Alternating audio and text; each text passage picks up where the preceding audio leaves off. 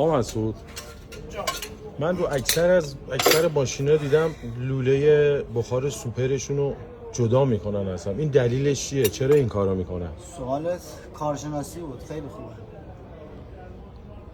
لوله بخار موتور این ماشینا وصل به سوپر 3 تا کار خیلی مهم انجام میده. بعد متأسفانه یه سری همکارای ما، یه سری راننده‌ها طالبن از سوپر جدا کنن میندازن بیرون. بخار موتور اصلا چیه؟ بخار موتور دودی که از سر پیستون میزنه تو کارتر. بعد 3 تا کار خیلی مهم انجام میده این لوله بخار که وصل به سوپر.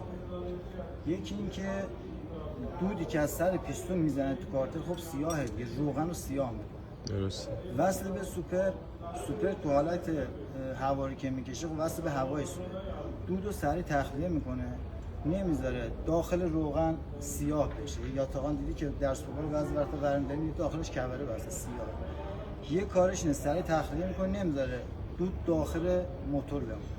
یه کارش اینه بخار که میکشه بیرون میده داخل اینترکولر، از اون ور دور میزنه میاد سر پیستون. بعد زمانی که داخل اینترکولر داره رد میشه خب تو اینترکولر که نمیمونه، چون فشار باد سوپر انقدر زیاده فوت میکنه سر پیستون. دیوارهای اینترکولر از داخل چرب میمونه، هواکش موتور هر روزم باد بگیری باز خاک میاد. این که داخلش چرب میمونه خاکی از هواکش میاد میچسبه دیوارهای اینترکولر، نمیذاره سر پیستون بیاد.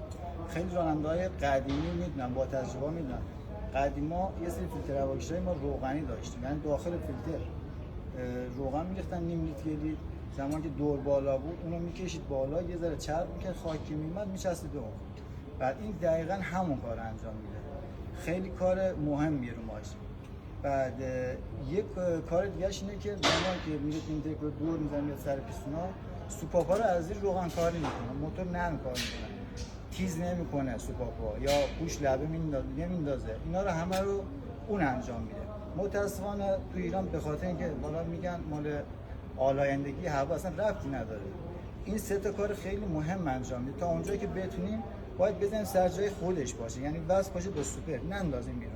حیف عمر موتورمون کم نکنیم. ممنون از اطلاعات خوبی که دادی. زنده باشه.